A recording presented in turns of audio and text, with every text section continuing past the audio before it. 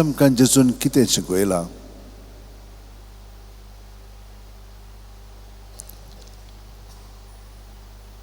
तो आमकां पयलीं स्वातेर म्हणटा, आमी तर आमचे वस्तुगीर रावन आमी एका धाकट्या भुरग्या वरी जायत जाल्यार आमी स्वर्गा राज्यान व्हड. कोण स्वर्गार येतलो हे प्रश्न ताका केल्ले.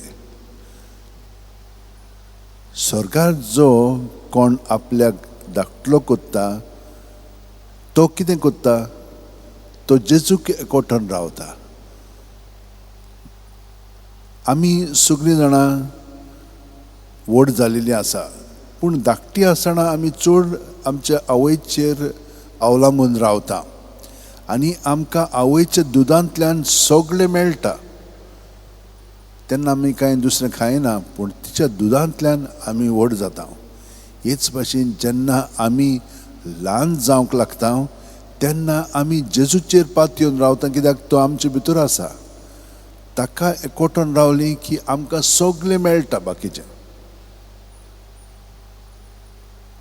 नाजाल्यार आमी आमचेच वस्तुंगी ओड्डूफूट जातात चड. तो आमचो परामोस कोत्ता म्हणून आमकां दुसऱ्या वाचपान सांगलां. आमच्या राटोवळींनी आमी बोगोर तितूर आसता, पूण एकूच म्हत्वाचें, जितलें आमी आमचें ध्यान मन ताचेर लावन जिवंक लागता तेन्ना तो सगळो बाकीचें तें आमकां फाव करूंक लागता. तर म्हज्या भयणीनो आनी भावनो, धाकटुली भुरग्यां भाशेन जालीं जाल्यार कसलो म्हणून मनोभव आमचो आसूंक जाय.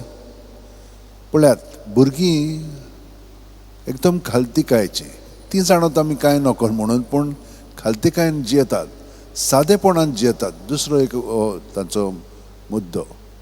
तिसरें म्हणजे ती एकदम स्पॉन्टेनियस, रोखडेंच कितें काडून दिवपी व्हर म्हणून ते भाशेन.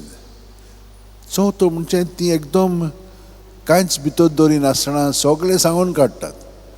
घरचें गूट बा कितें आसत तर कोणें कितें सांगलें तें तांकां पडोंक ना, तें सगळें सांगून उडयतात. उक्त्या मनाची ती, म्हणजे कितेंय पत्करूंक ती तयार आसतात आनी सदांच दुसऱ्यांक बरें करूंक ती आवडटात. हे भाशेन तर आमचो मनोभव जायत आनी करून घेत पर्यंत म्हणटा तो, कित्याक आमकां ही कृपा ताणें दिल्ली आसा आनी ताचे सगळें जियेता जाल्यार आमी ताचे सारकींच जातलें उदीक आनी उदीक. तर आमी आयज तेरेजा बा घेवन तिचे कडेन मागया. ती 9 जाणां आसलेलीं, पाय माय पाद्री माद्री जावंक गेल्लीं, पूण तांकां तें आपोवणें नासलेलें म्हणटच ही तांकां भुरगीं देवान दिलीं. 4 जाणां ल्हान आसतनाच मेलीं. ही 5 जाणांय माद्रू जालीं. हें धाकटुलें तांचें. ती बोन कोयेंतान चडशीं जाणां गेल्लीं, म्हणटच तिकाय बोन कोयेंतान वचोंक जाय आसलेलें. ल्हान आसतनाच 9 वर्सांचीच आसतना तितूर वचोंक सोदताली ती. ना म्हण लागलें, राव तूं घरा. मागीर 14 वर्सांचें आसतना बाप सायबा कडेन वचून तिणेन परवानगी घेतली मोटवाशी जिवितान प्रवेश घेवच्याक आनी तिका ती परवानगी दिली. ती धाकटुलीच आसली, ल्हान आसलेली. 24 वर्सांची ती मेली. कशी मेली? तिका हें जालें, TB जाली, ते भाशेन ती मेली. पूण सगळो ती आपलें जिवीत धाकटुली धाकटली वस्तू जेजूक ती भेटयताली एक फूल कशें, आनी मोगान ती भेटयताली दुसऱ्यांच्या साल्वासां पासत. आनी हातून तिणेन हें सांतपण जोडलें. आतां एक तुमकां खूब तिच्यो गोश्टी तश्यो आसात, तिचे अणभव आसात. एक तुमकां सांगता. एकली सिस्टर, ती सदांच खिटखिट कोत्ताली आनी तिका ती वत्ताली तेन्ना ती सगळोच तक्रार बा कोत्ताली. ती तेच्या तक्रार आयकोनासली, पूण भितरल्यान बरी गायनां आयकताली आनी नाचत नाचत तिका वत्ताली. ही सिस्टर सगळो तक्रार करीत आसताली, पूण ते तक्रार तिका बिलकूल लागले ना. कित्याक ही सिस्टर म्हणजे आमची तेरेजा जाणा आसलेली की हें तिचे भितरलें आमच्यान सावरांक जायना. ना म्हणून तिकाय देवूच तिका दितलो, पूण हांव तिचें म्हजेर घेवची ना. हे भाशेन आमचेंय जिवीत आमी सारूंक जाय. दुसरी जेन्ना आमकां कितें म्हणटात कोत्तात करिनात तेन्ना आमी तें सगळें जेजू सवय धरूंक जाय. पूण कशे भशेन धरतल्या सायबीण मायन आमकां मदत केलेली आसा आनी करीत आसा. तर भितरल्यान आमी तो नमान मरे म्हणीत रावत जाल्यार आमकां तें कितें म्हणटात तें लागचें ना. सोंत्री कशी हें सगळें तीच घेवन वेतिली आनी आमकां सुटका दितली आनी आमच्यान जेजू सवय रावन मागीर बरेपण दुसऱ्यांक उतरांनी कोन्यांनी चालींतल्यान दाखोवंक जातलें.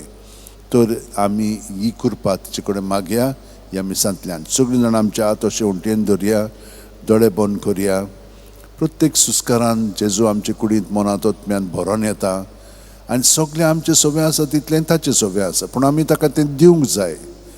चड करून भितर आमची चिंतना भावना आमकां कंट्रोल करतात ती ह्यो चाली आमच्यो भितरल्यो जेजूच्या नांवान तर आमी हें भायर काडीत जाल्यार आमकां तातूंत ती सुटका मेळ्ळेली आसा. कित्याक तो आमचे पासत मरोन ह्या पातकांतली ताणें आमकां सुटका दिल्ली आसा. पूण तें आमी आपणावंक जाय.